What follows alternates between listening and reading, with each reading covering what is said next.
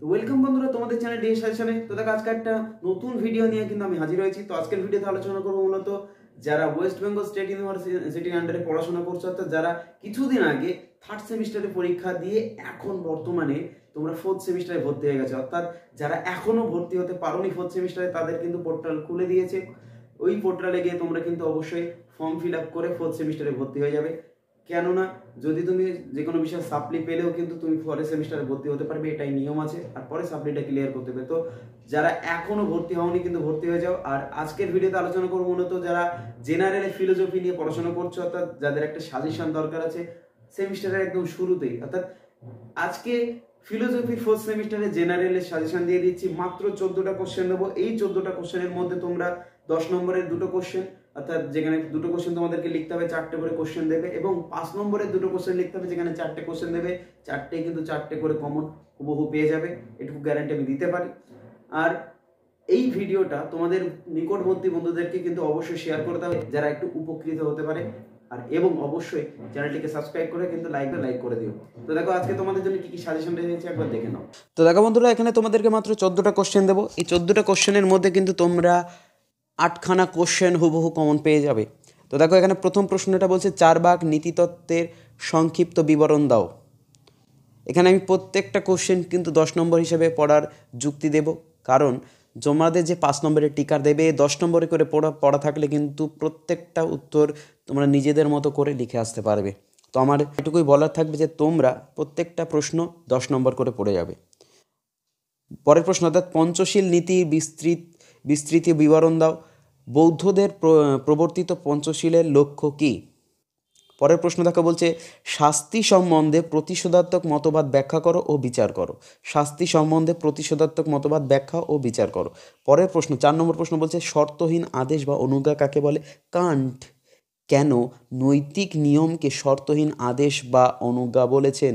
অথবাতে কি প্রশ্ন থাকতে পারে? বলছে কান্ট প্রবর্তিত কর্তব্যমুখী নীতিতত্ত্বটি ব্যাখ্যা ও বিচার করো। অত্যন্ত গুরুত্বপূর্ণ প্রশ্ন কিন্তু এগুলো। পরের প্রশ্ন, তো দেখো বন্ধুরা, তোমরা যারা এখনও চ্যানেলটিকে সাবস্ক্রাইব করোনি আর বন্ধুদেরকে এই ভিডিওটা শেয়ার করোনি, তারা কিন্তু অবশ্যই এখনই গিয়ে ভিডিওটা শেয়ার করে দাও এবং চ্যানেলটিকে সাবস্ক্রাইব করে রাখো। পরের প্রশ্ন দেখো বলছে মনস্তাত্ত্বিক সুখবাদ ও নৈতিক সুখবাদের মধ্যে পার্থক্য করো। প্রথমটি থেকে কি দ্বিতীয়টিতে আসা যায়? ব্যাখ্যা করো।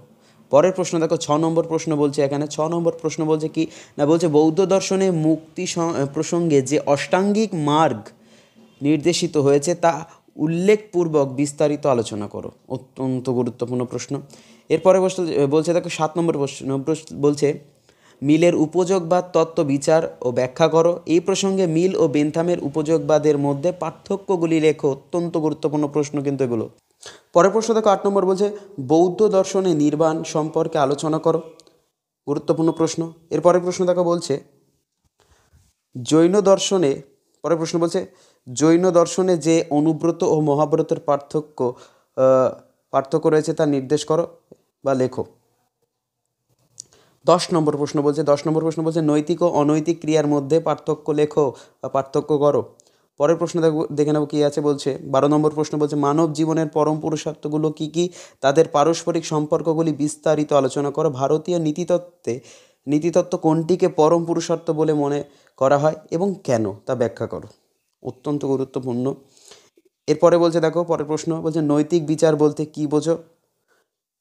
নৈতিক বিচারের প্রকৃত বিষয়বস্তু কি, বিচারমূলকভাবে আলোচনা করো। লাস্ট প্রশ্ন এখানে বলছে দেখো শাস্তি সম্পর্কে সংশোধাত্মক মতবাদ ব্যাখ্যা ও বিচার করো। অত্যন্ত গুরুত্বপূর্ণ। এই 14টা প্রশ্ন পড়ে যাবে তো 100% কমন পাবে, কারণ এর বিগত বছরগুলোতে তোমরা দেখেছো প্রমাণস্বরূপ কিন্তু তার ভিডিও আছে এবং তোমরা নিজেরাও জানো যে এই সাজেশানগুলো কমন আসে।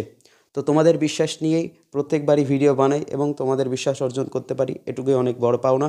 তো এখন সেমিস্টার প্রথম থেকেই প্রস্তুতিটা শুরু করে দাও। আশা করি কোনো রকম অসুবিধা হবে না। শর্ট কোশ্চেনগুলো এর পরপরই পেয়ে যাবে, এরপরে হিস্ট্রি, এডুকেশন, এইভাবেই পরপরগুলো ভিডিও তোমরা পেয়ে যাবে। তো সবাইকে ধন্যবাদ, দেখা হচ্ছে পরের ভিডিওতে।